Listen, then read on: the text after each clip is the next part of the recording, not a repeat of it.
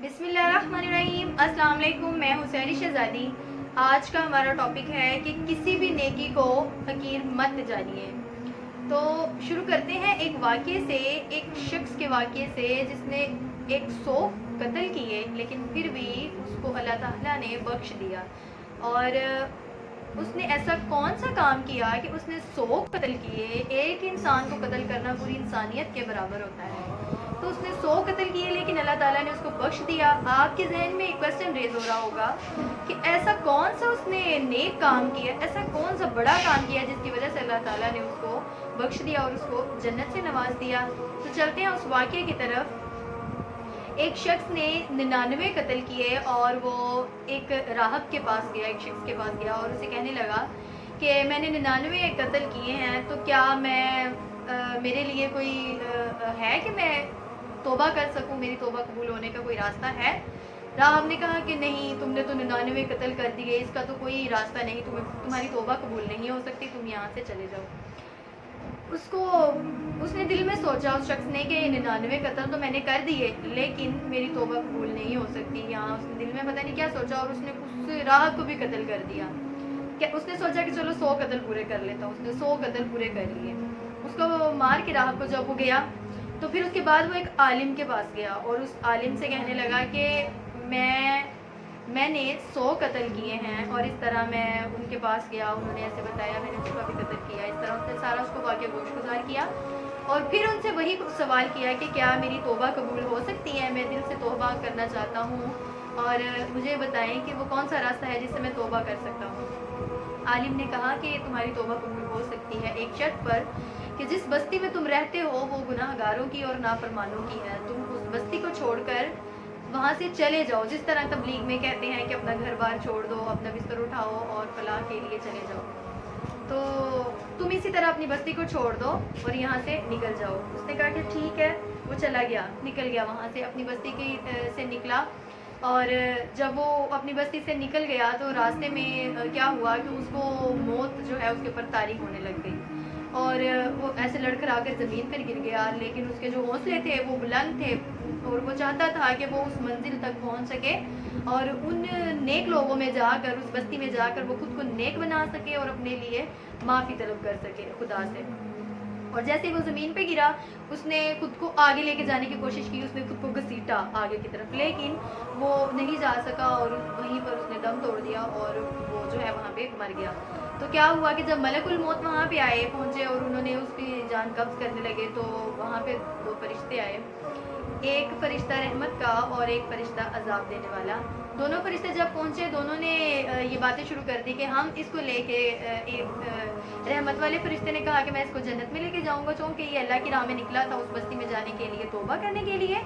تو میں اس کو جنت میں لے کے جاؤں گا۔ اور جو عذاب دینے والا فرشتہ تھا اس نے کہا جی نہیں، اس نے تو 100 قتل کیے ہیں تو اس کو کس طرح اس کی بخشش ہو سکتی ہے، اس کو تو میں جہنم میں لے کے جاؤں گا۔ دونوں فرشتے جب آپس میں یوں گفت و شنید کر رہے تھے تو اسی وقت اللہ تعالیٰ نے اس بستی کو حکم دیا، جس بستی کی طرف وہ جانے والا تھا وہ شخص، اس بستی کو حکم دیا کہ اس میت کے قریب پہنچ جا، اے بستی تو اس میت کے قریب پہنچ جا۔ اور اس بستی کو، جس بستی سے نافرمان لوگوں کی بستی سے وہ چلا تھا، اس کو حکم دیا کہ تم دور ہو جاؤ اس میت سے۔ وہ بستی جو ہے وہ دور ہو گئی اور جو نیکوں والی بستی تھی وہ ان کے پاس ہو گئی۔ تو اللہ تعالیٰ نے ان سے فرمایا، فرشتوں سے، کہ آپ لوگ اس جگہ کی پیمائش کرو جس جگہ پہ وہ میت ہے۔ انہوں نے جب پیمائش کیا اور ساتھ میں یہ بھی کہا کہ اگر وہ میت جو ہے وہ نیک لوگوں کی بستی کے پاس ہوئی تو اس کو جنت میں لے جائیے گا اور جنت والا فرشتہ اس کو جنت میں لے جائے، اور اگر یہ اپنی اسی نافرمانیوں والی بستی کے قریب ہوا تو پھر اس کو دوزخ میں لے جائیے گا۔ تو یہ معاملہ طے پایا اور جب انہوں نے زمین کی جو ہے پیمائش کی تو وہ شخص جو ہے اس کی میت اس نیک بستی سے تقریباً 1 بادشاہ کی دوری پر تھی، تو پھر یہ فیصلہ کیا گیا کہ اس کو جنت میں لے جایا گیا۔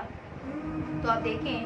کہ اس سے ہمیں یہ دیکھنے کو سبق ملتا ہے کہ اس شخص نے 100 قتل کیے لیکن صرف اس کی یہ نیکی کہ اس نے اپنے ذہن میں، اپنے دل میں یہ نیت کی کہ وہ نیک بننا چاہتا ہے، خود کو جو ہے وہ اس نے پچھلے تمام گناہوں کی معافی مانگنا چاہتا ہے اور استغفار کرنا چاہتا ہے۔ ابھی وہ وہاں پہ مکمل اس نے عمل اپنا پورا نہیں کیا تھا، لیکن صرف اس کی نیت کی وجہ سے، کہتے ہیں نا نیتوں سے مرادیں ملتی ہیں، تو اللہ تعالیٰ نے صرف اس کی نیت پر اللہ کو اس کی وہ ادا پسند آ گئی اور اللہ تعالیٰ نے خود اس کو جنت سے نواز دیا اور اس کو جنت جو ہے وہ نصیب ہو گئی۔ کتنا ہم کہتے ہیں کہ ہم کسی کو بھی دیکھتے ہیں ہم کہتے ہیں یہ شخص بہت گناہ گار ہے، اس کو تو کبھی اللہ معاف نہیں کرے گا، لیکن کیا پتہ اللہ کو اس کی کون سی نیکی پسند ہے اور ہم اس کو یہ کہہ کے گناہ گار بن جاتے ہیں کہ یہ کتنا گناہ گار ہے۔ ہر انسان کے عمل اس کے ساتھ ہوتے ہیں۔ اس کے علاوہ ایک شخص جو کہ 200 سال کا گناہ گار تھا، یعنی 200 سال خدا کی نافرمانی کرتا رہا، لیکن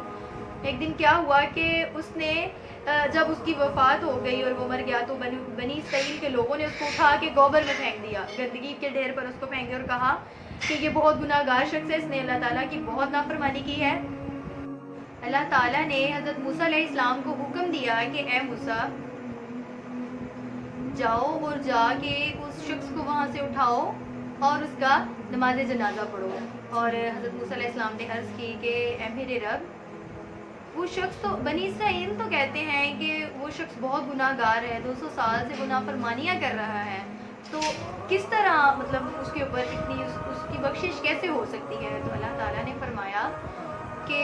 وہ جب بھی تورات کھولتا تھا تو اس میں کیا کرتا تھا، حضرت محمد صلی اللہ علیہ وآلہ وسلم کا جہاں جہاں پر نام آتا تھا وہ اس کو چومتا، اس کا ادب کرتا، اس کو آنکھوں سے لگاتا اور ان پر درود پاک بھیجتا اور ان پر صلوات پڑھتا۔ تو جب نبی اکرم صلی اللہ علیہ وسلم پر وہ شخص درود پڑھتا تو اللہ تعالیٰ کو اس کی اتنی سی ادا پسند آ گئی کہ وہ شخص اللہ تعالیٰ کے پیارے محبوب حضرت محمد صلی اللہ علیہ وآلہ وسلم کے نام پر اتنا پیار کرتا تھا، اتنی جان نشاور کرتا تھا، اتنا خوش ہوتا تھا ان کا نام دیکھ کر۔ اللہ تعالیٰ نے اس عمل کی نسبت اس کو بخش دیا اور اس کو جنت میں جانے کا حقدار بنا دیا۔ آپ بھی اسی طرح چھوٹی چھوٹی نیکیاں کیا کریں تاکہ اللہ تعالیٰ کو پتہ نہیں آپ کی کون سی نیکی پسند آ جائے۔ اسی کے ساتھ مجھے اجازت دیں، سے رضی اللہ عنہ۔